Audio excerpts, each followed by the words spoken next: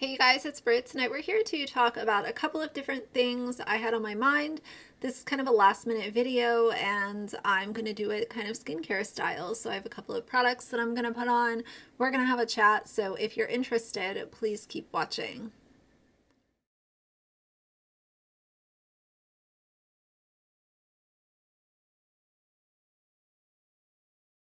All right, you guys, first things first, I think the thing that y'all are going to be the most interested in is a little bit of an update on Aunty Lauren, who has associated herself with the Dougherty Dozen and Alicia Dougherty.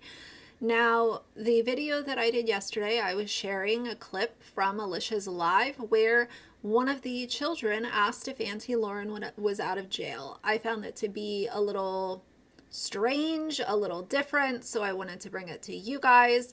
Aunty Lauren, of course, watched my videos because she watches all of my videos, especially when they're about Alicia. She then took it upon herself after watching my video to go onto her Instagram and announce to everybody that just clearing up the rumor, I have never been in jail. Maybe check your facts before you decide to run with your comments, Radiant Brit.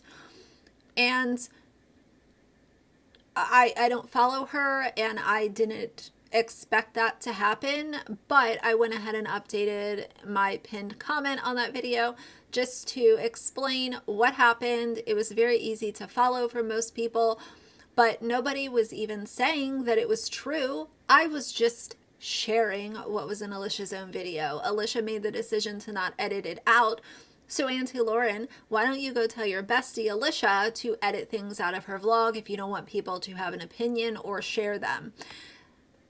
I don't really have anything else to say. I think that it's completely absurd to get so upset over something that was just simply said by a child. It's a point of discussion. I'll say what I've said before. Aunty Lauren might possibly be a nice person in real life, but the actions and things that she has done on very public platforms have brought me to the conclusion that she is someone who is oddly infatuated with Alicia's children. She definitely has a deep parasocial relationship with Alicia.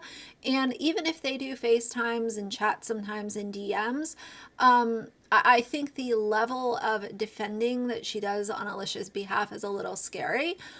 You know, I would never want anybody to go so hard for me just because I'm cordial with them in DM. Like, that's completely ridiculous to allow people to do defending on your behalf. And for Alicia to nurture it so deeply by having these FaceTime calls and constantly be shouting at Aunty Lauren is a really big problem. Usually parasocial relationships are only one-sided, but Alicia has gone out of her way to go ahead and say, yes, this is my internet friend, Aunty Lauren. Let's do FaceTimes. Let's do all of this kind of stuff. And in Aunty Lauren's mind, she and Alicia are actual friends. But at the end of the day, I will say what I've said before. Most YouTubers do not look at people like Aunty Lauren as friends. They're just people who support them and watch their videos. My final conclusion about Aunty Lauren is that I think that she looks a little foolish doing all of the things that she does all over the internet. And that's my opinion. I'm allowed to have it just as she is allowed to have hers. But I did want to clear that up, and I also thought that it was interesting that she went ahead and tagged me on Instagram. You know, she went through all my stories and was watching my stories and stuff. It was a little, it caught me a little off guard, but at the end of the day, she is someone who gets very upset when people have opinions. So I guess she and Alicia are alike in that one way. Now I'm going to be using these Peach and Lily Lazy Day all-in-one moisture pads. These are absolutely amazing. They've been saving my winter skin. So the next thing I want to talk about is this TikTok account, Lisa. Lisa cares for her mother who has Alzheimer's, and she shares parts of their life. I've actually mentioned her in passing before. I'm not sure if I used her name specifically in the other video where I mentioned her, but I was worried for her daughter because she was showing not only the front of her house, but she was also showing her teen daughter's car and her license plate. You know, obviously you can see the make, model, and color and the year, but then to also show the license plate, it, you know, ties back to that whole conversation on internet safety and all of these kinds of things. She seems like a really nice person, but I don't think that she even kind of recognizes how some people act online.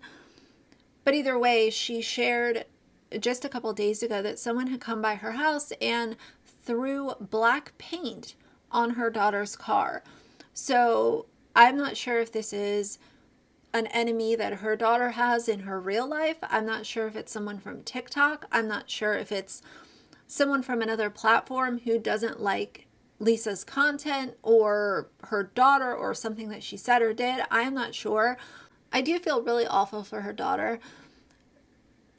You know, this is just, it sucks. Like there's really not a whole lot to say about it. But I constantly go back to, there are bad people in this world. And when you're filming in front of your house and you're filming your cars and license plates and stuff like this is why I'm just shocked when people do these kinds of things. Because all that people need to do is be able to figure out where you live, and they can do stuff like this. When their anger and hatred for you boils over, they know where you live, and some people can do some really crazy stuff. Instead of throwing paint on the car, it could have been someone that entered the residence and wanted to do harm to someone in the home.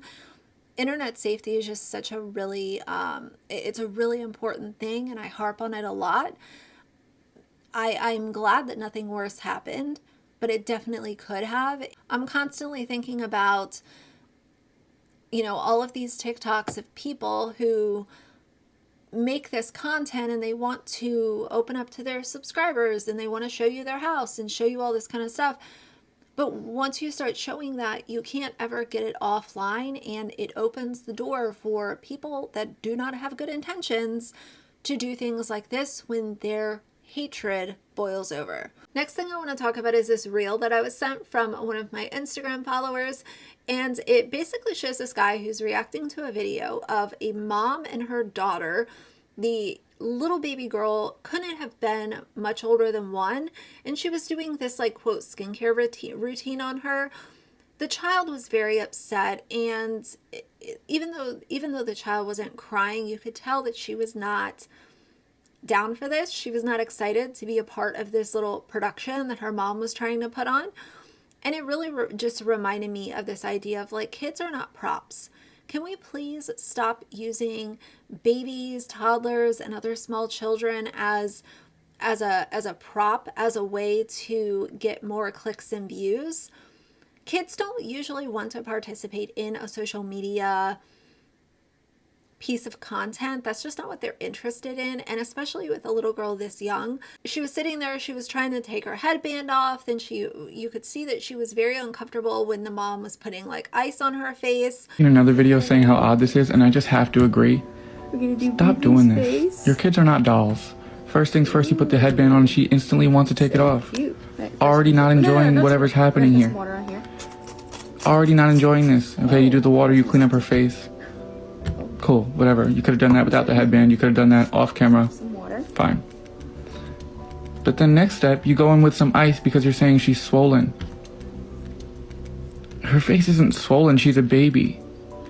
Maybe it's a little puffy because she slept on it, but that will go down in a matter of minutes. Swollen, we're gonna do ice. She clearly doesn't like the ice. It's clearly too cold. You acknowledged that she thinks it's too cold. Why do it? Is this so cool? For content?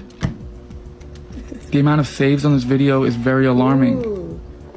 The amount of saves on the video of you putting serums and stuff on your baby's face is alarming. Please be aware of the world that we live in. Your children are not dolls. This is odd. Why are we doing this? I know that people really like kids online. We talk about that all the time. To go so far out of your way to try to put this video together, you think it's going to be cute, but all that you're doing is putting your child in an uncomfortable position so that you can get more clicks and views. And I know that some people might say, oh, well, that's a little more innocent, whatever. I just kind of look at it as forcing kids to be a part of your content is not something that I want to see normalized, and that's why I rant about it so often. So obviously I will play that video for you guys, but I will blur the little girl's face out, but you'll still get the idea of kind of what's going on in the video, I hope. But yeah, kids aren't props. Brittany Dawn, please take notes. Other family vloggers, please take notes. Like, kids are not meant to be used as a tool to build your number of subscribers or followers on Instagram. It's not supposed to serve as a way for you to get certain brand deals or sponsorships. It's just tacky, and I'd like to see a lot less of it in 2023, but time will tell. I'm also going to put on some of this eye cream. I forgot the Versed Smooth Landing Advanced Retinoid Eye Balm. It is literally like a balmy consistency, and I take just a little bit, like not even a pea size amount, but it feels really good under the eyes, especially with the drier air now, and it's affordable. It's a Target. I love it.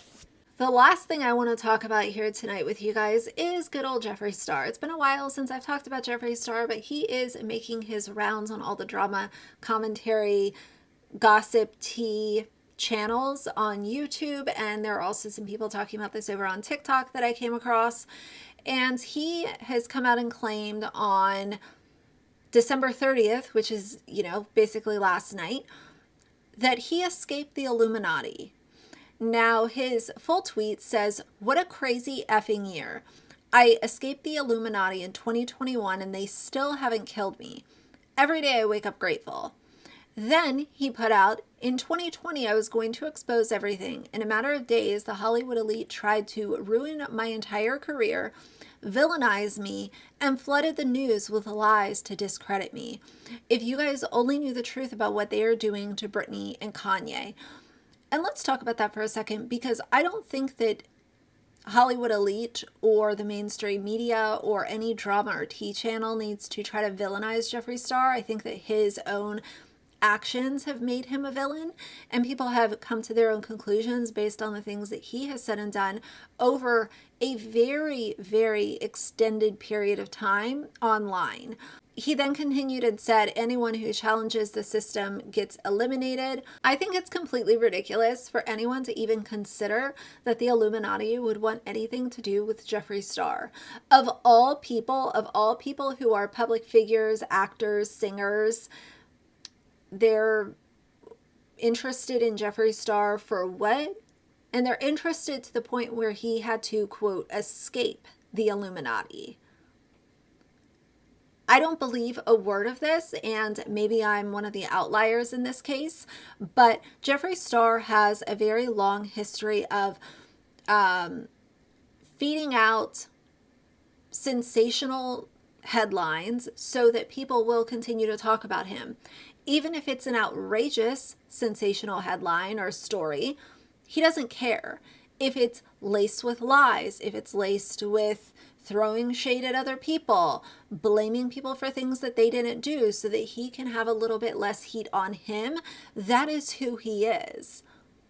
I don't think that the Illuminati has Jeffree Star even on their top 1,000 list of people that they might want to be even closely aligned with. He also continued by saying, "I still have a soul. Can't say that about a lot of these demons I used to surround myself with." So let's talk about that for a second. He's calling demons, let's see, Shane Dawson, Manny MUA, Laura Lee, James Charles, Gabriel Zamora maybe, all of these like beauty gurus that he used to closely align himself with, he's now calling all of them demons. I think that that is quite rich coming from Jeffree Star, someone who has been publicly raised He has been extremely entitled, very, very rude to not only his own fans, but also other people in the beauty community. And I think that he is the laughingstock of what used to be the beauty community. Some people who were in the beauty space were able to continue on social media and, kind of rebrand themselves to a certain degree. But in between him and Shane Dawson, I couldn't care less what either of them are doing. They could literally come out with the most interesting product I've ever come across tomorrow, and I wouldn't buy it because I choose to not support racist people, and I don't like to financially support YouTubers who come across as arrogant, rude, entitled, or prideful. I find it to be cheap, tacky, and gross, and I think that Jeffree Star checks all of those boxes for me. I think he's completely irrelevant, and to try to come out and say that the Illuminati wanted anything to do with him is the biggest joke, and what a way to end 2022. Still trying to be relevant, still trying to get people talking, and literally receiving comments from his, the select group of fans that he still has, sending him sympathy and sorrow for, quote, escaping the Illuminati. Maybe y'all just believe every single thing that, the leader Jeffree feeds out. But for most of us, we're just bored, and despite the fact that he bores me and I don't care, his role in the beauty community fallout and a lot of things that happen on YouTube directly ties to the topic of my channel, which is commentary on pop culture and public figures. So I did want to share this with you guys. What do you think? Like, do you believe anything that Jeffree Star says? Do you think that the Illuminati would want anything to do with him or Shane Dawson or any of these beauty gurus? I'm pretty sure that the Illuminati is focused on people that are not YouTubers. And that's what I will say for now. So either way, I'm going to get on with my night. I know this was a little jumbled, topic, but I will, of course, put some timestamps for you guys if you're only interested in a certain topic to make it a little easier to get through. But yeah, if you have dry skin, try these Peach and Lily moisture pads. I've been using them for a while. I've had really good results. Really, really nice, not super expensive, easy to find. They're at Ulta, and I know a lot of Targets also have Ulta in them now, which is kind of a problem, but that's a conversation for a different day. But either way, yeah, really good stuff. And this eye balm is also really nice. If you're looking for a retinoid-based eye product, that's one that you can take a look at. Also at Target, so easy peasy. But either way, I hope that you guys have an amazing end of 2022. I hope that the beginning of 2023 is everything that you could have ever asked for. I am really excited to get into the new year. I don't subscribe to the new year, new me mantra. I don't do resolutions because if I want to change something in my life, I can do it on a Tuesday in May or I can do it on Halloween. It doesn't matter to me. So I am not in that mindset, but if you are someone who is putting forth some resolutions and you have some goals that you want to meet, I hope that you do meet them.